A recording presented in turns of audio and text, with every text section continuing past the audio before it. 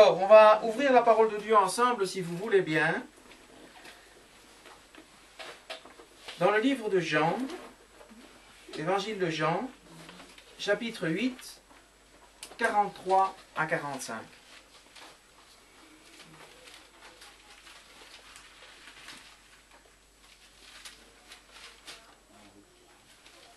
« 8, 43 à 45. »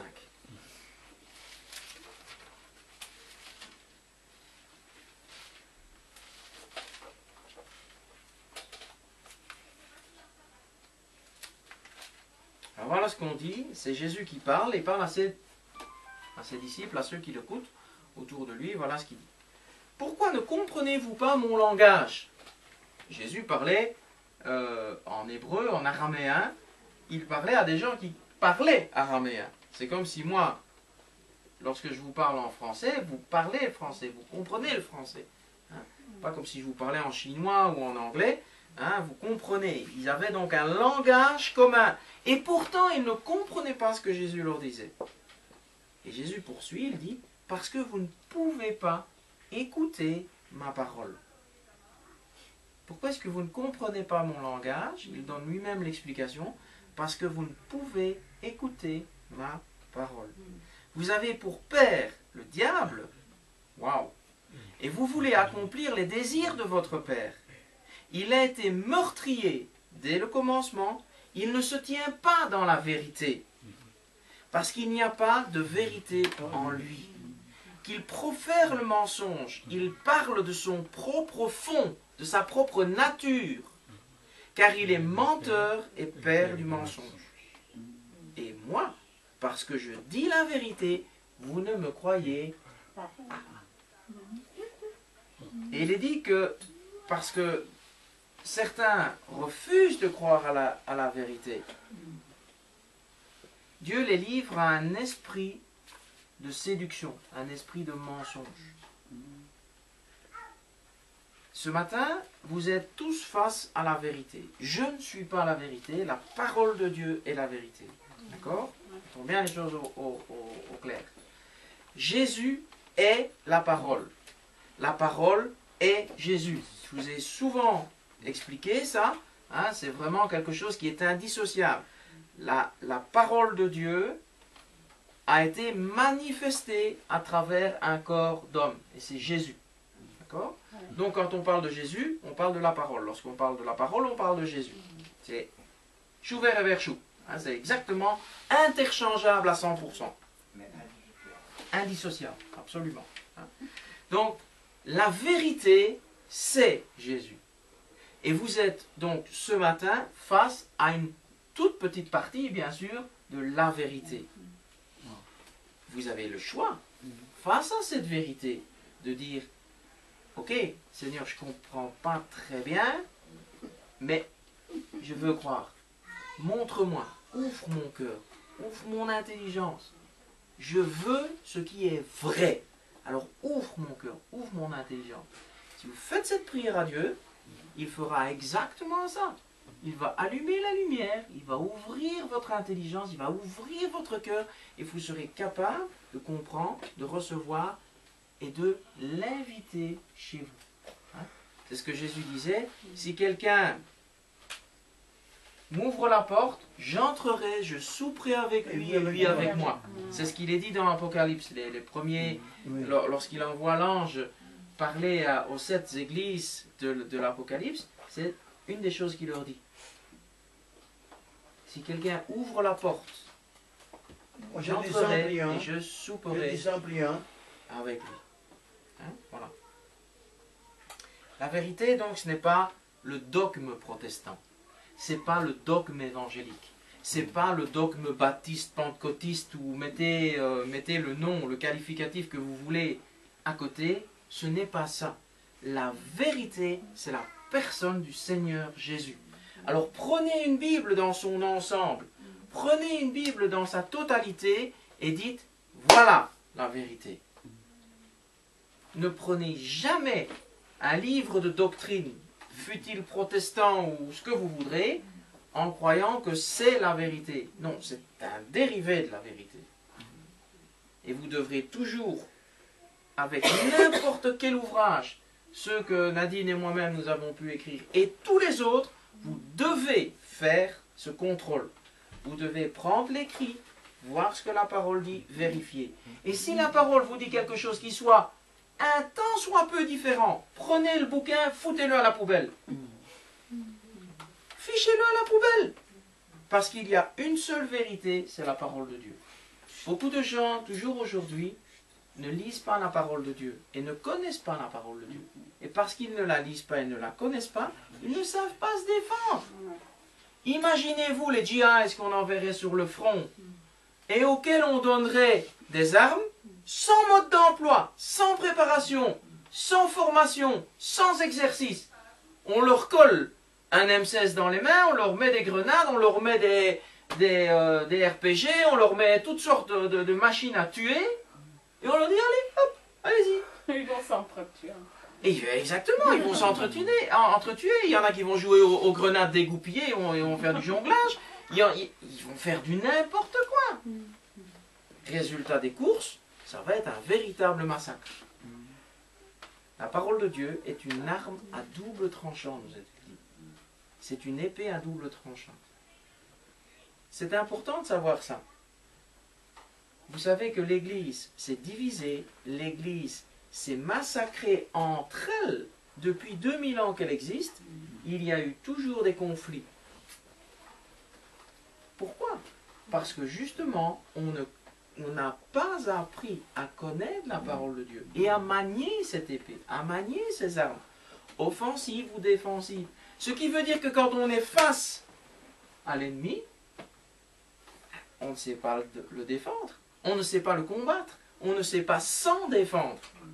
Et on est massacré. Et on se trompe d'ennemi. Ce qu'on fait en fait, c'est ce qu'on appelle des dommages collatéraux. Hein? Au lieu de viser et d'attaquer l'ennemi ou de se défendre des attaques de l'ennemi, on se bat entre nous. Et l'ennemi, il regarde et il compte les points.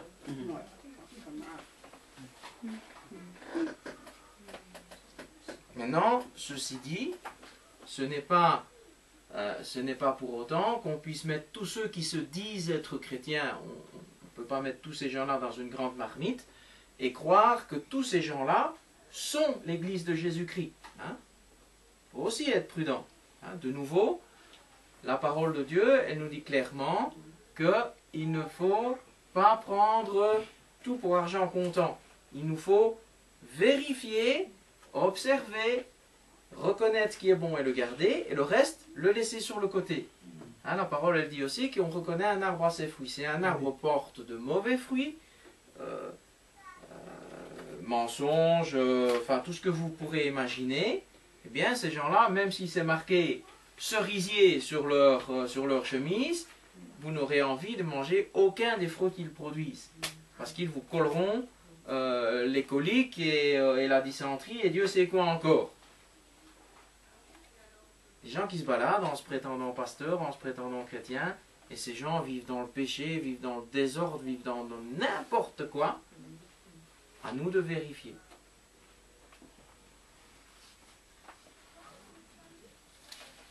On croit à la parole, on croit en Jésus et on vit avec lui. Croire que Jésus existe, croire qu'il est la parole et continuer de vivre dans le péché, c'est quelque chose que vous ne pouvez pas maintenir longtemps. C'est comme je le dis souvent, c'est comme tenir des câbles électriques connectés, hein, chargés, de les tenir à main nue pendant que vous avez les pieds dans l'eau. Vous allez peut-être tenir le coup 3 secondes le temps que le courant arrive dans les câbles, mais à un moment donné, vous allez griller. C'est obligé. C'est une loi de la nature. Et spirituellement, les mêmes lois s'appliquent. Si vous vivez en partie attaché au Seigneur et en partie les pieds dans le péché, vous allez griller. Il y a quelque chose qui va se passer. Vous ne pourrez pas tenir le choc. Vous devez choisir. Ou vous attachez au Seigneur et vous mettez sur le roc, ou vous continuez à vivre dans le péché jusqu'au moment où vous aurez décidé de faire autrement. Mais il faut choisir. Hein? Ma maman, quand elle était au début de ses premiers pas avec le Seigneur, elle témoignait, elle disait: ah, mais on a trouvé la vérité, maintenant on est dans l'église protestante, et la vérité, et l'église protestante. Et ça m'a vraiment énervé à l'époque. Je lui ai dit: écoute maman, rappelle-toi que la vérité, c'est pas une église. La vérité, c'est pas une doctrine. La vérité, c'est la personne de Jésus. Et je lui ai dit 2-3 fois, et après ça a commencé à passer. Hein? La vérité, donc, ce n'est pas l'église internationale, c'est pas le pasteur, c'est pas... Non, c'est la personne de Jésus. Quand vous témoignez, ne témoignez pas du pasteur de l'église, de ce que vous voulez, témoignez de Jésus, de ce que Jésus fait dans votre vie, de ce que lui vous apporte. Ça, c'est important. Parce que c'est ce que les gens ont besoin, c'est ce dont les gens ont besoin, de rencontrer Jésus. Si moi, ils ne m'entendent pas, ils ne me voient pas, ils ne me connaissent pas, mais alléluia, c'est très bien. Le Seigneur leur épargnera mes bêtises. Hein? Voilà. Ce qui est important, c'est qu'ils le connaissent lui. Un autre passage qui dit ceci, Apocalypse 21, 8. Mais pour les lâches, les incrédules, les abominables, les meurtriers, les impudiques, les enchanteurs, les idolâtres et tous les menteurs, leur part sera dans l'étang ardent de feu et de soufre, ce qui est la seconde mort. D'accord? Il y a un troisième verset qui est Jean 14, 6, où Jésus dit de lui-même: je suis le chemin, la vérité et la vie. Nul ne vient au Père que par moi. La vérité, c'est de s'attacher au Seigneur Jésus.